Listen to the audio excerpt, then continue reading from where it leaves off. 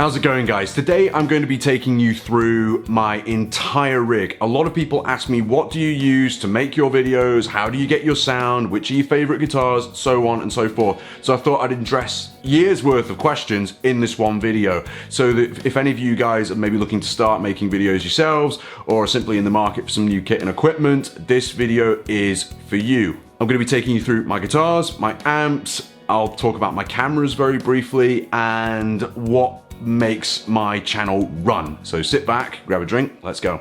I'm not going to beat about the bush, I'm going to go straight into the main question at hand, which is my signal chain. What do you use for your amps? And for the last year and a half, I've been using the Blackstar Amp 3, the dream product when it first came out. I was very lucky actually, I was one of the few people who got this before the official release date. And this is serving for all my tonal needs at the moment, whether it be cleans, crunches, or overdrives. A lot of you are probably wondering, you traitor, I bought a Yamaha THR amp because of you. I still use it, it's just repurposed slightly now. I still, if I need to, go back to all of my old presets for all the Van Halen stuff and everything, because they still live in here. However, this is, as I say, has been repurposed. It now effectively serves as my recording interface as well as the source for all of the effects you hear in my videos, whether it be chorus, flanger, tremolo, reverb, and delay. I connect to the THR using the XLR out on the back here. That goes into the input on the THR, and the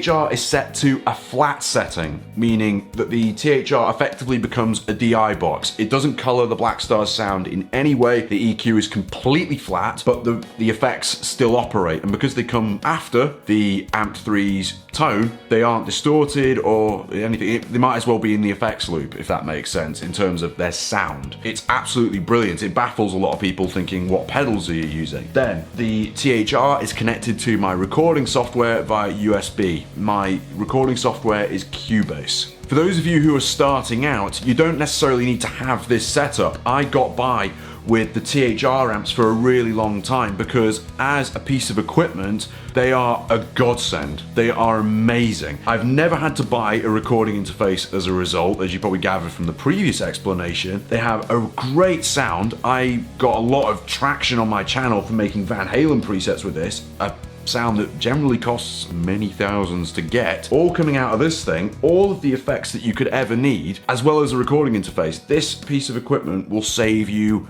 hundreds, if not thousands of pounds in tone chasing. If you want to start out, look no further. The THR.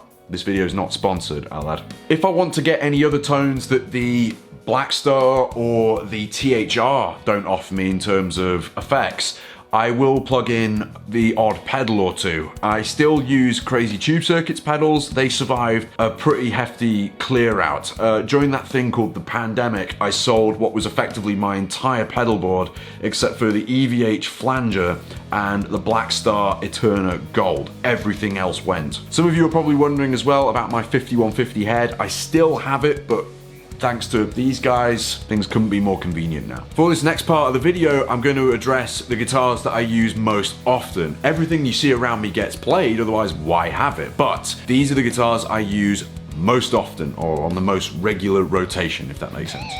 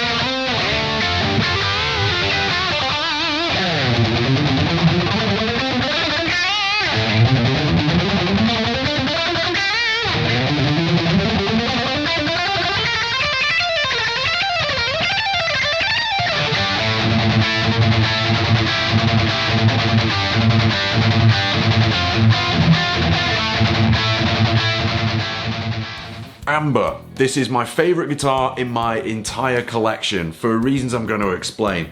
Firstly, the look. I ended up getting it as a demo guitar from Fender back in the day, and I ended up buying it off them, and it became my favorite guitar immediately. I absolutely love just the sound, the feel. It's the only guitar I've got, I think, where when I play it, to use the cheesy expression, it feels like it's a part of you. It's got a mahogany body, maple neck, and oddly enough, although I've played it so much, I'm not wearing the frets out as quick as I thought I would. It was gold hardware originally, it still is obviously, but it's aging now. I'm turning it silver with my acid sweat and frequent use. It does everything I need it to do. I wouldn't change it for anything.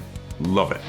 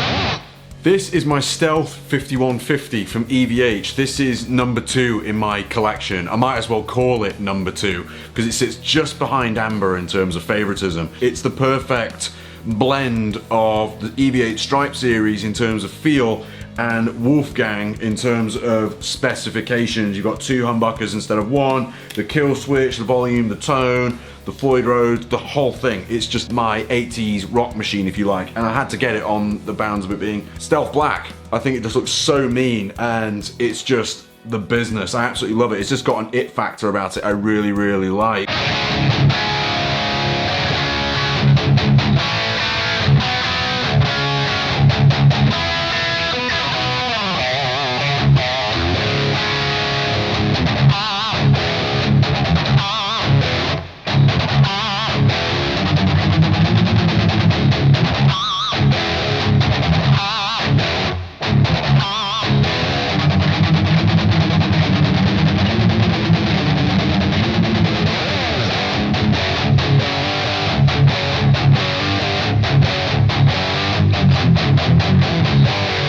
All needs are covered, 80s and modern metal alike.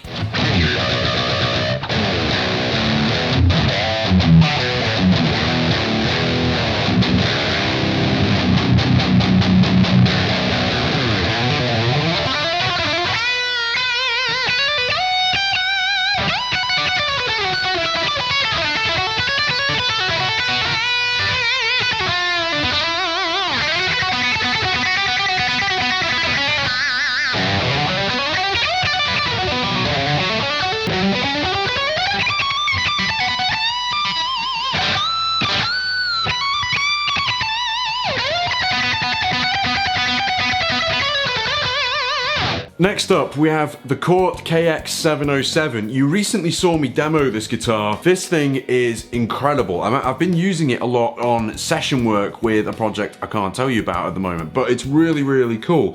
What I love about this, firstly, again, I love the stealthy black look about it, but also, of course, the good old 7th string. I dabbled in the 7th string world for the first time on the channel in 2022. I immediately fell in love because, for those of you who may not know, I quite like heavy music.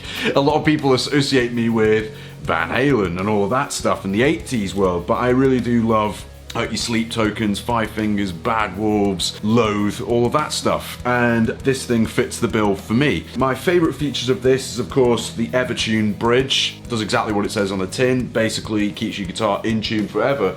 And that teamed with stainless steel frets, roasted maple neck, it's just gonna be a workhorse, an incredible guitar. The only weird thing about it for me, which is still a weird culture shock every time I pick it up, is the fact that it's got no inlays. I can get around it all right, but it's still one of my absolute favorites, and I'm using it a lot at the moment. It just offers something different, i.e. the 7th string, which the Charvels don't have. Before I get on to the next guitar, I'm going to address the question of which picks do I use. For a little while now, I've been using Dan's Guitar Store Precision picks. They're available on Amazon. However, he's released a new range called the Tapered range, if you like. And this one is my favorite, the banana yellow one, the darker yellow of the two yellows that have come out. And this is thicker at the grip. I think it's a 1.5 at the grip end and a 1mm at the very tip. And it's by far my favorite. Go and check them out, they're on Amazon.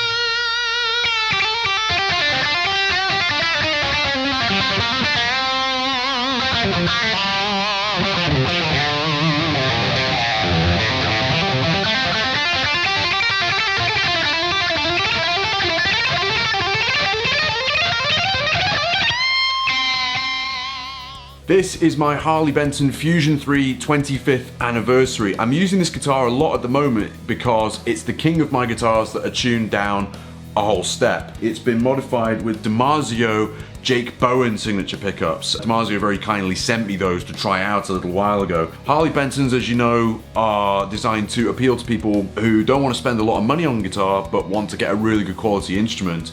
And this features a roasted maple neck, stainless steel frets, and Wilkinson hardware. And this thing is absolutely awesome, and locking tuners as well. This guitar, I think, if you were to combine that with the Yamaha THR amp, you've got a beastie setup for YouTube for really not a lot of money, under $1,000. And just to give this a little demo very quickly.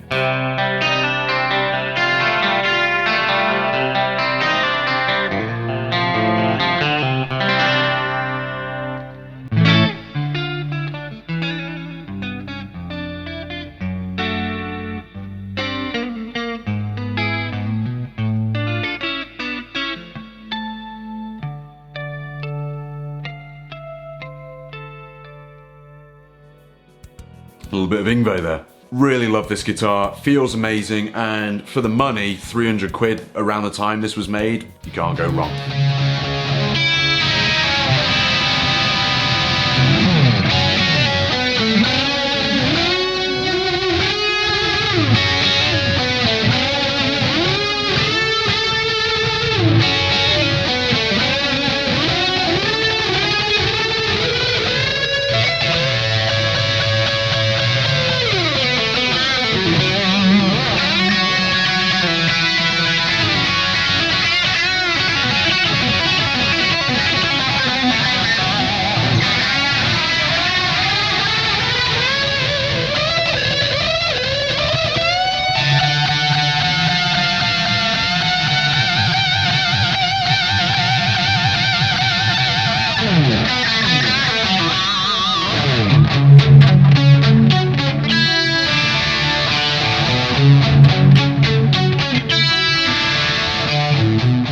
This is an EVH Wolfgang Special. I'm using this guitar a lot more than I usually would at them because I'm using it to practice and prepare for a Van Halen course I'm going to be recording with another company. More on this as it develops. What I love about the Wolfgang is it's a total departure of everything that I tend to play on the regular, if that makes sense, because it's designed to do exactly the same thing I like to do, but it's just got different everything, different dimensions. The neck is much smaller, it's narrower this way and this way.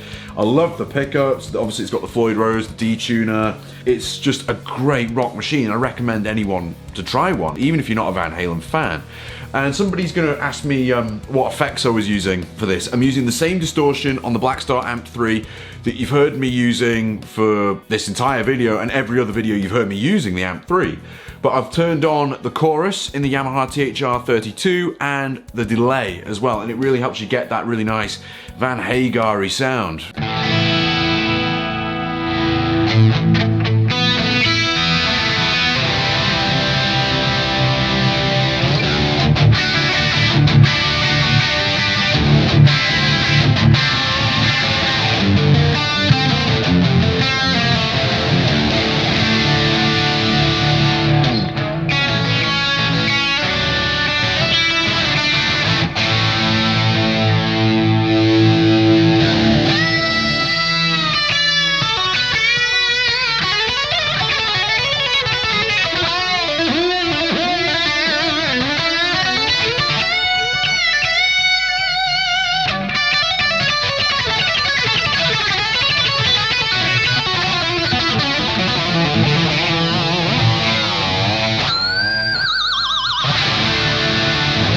What a guitar, I absolutely love it. And finally, I'm going to talk about what I use to film my videos. My main camera, I use a Lumix GH5, and my microphones, I've used Rode's for a little while now. I use a Rode VideoMic Pro Plus, and occasionally if I'm moving around, I'll put on a Rode Wireless 2 Go. They're brilliant with a little lapel, and for that I am sorted in terms of audio for talking. Thank you very much for watching this video, you guys. I hope you've liked what you've seen. If you found it informative, please make sure you like and subscribe. If there are any questions, please drop them below. I'll see you in the next video very soon. Bye-bye.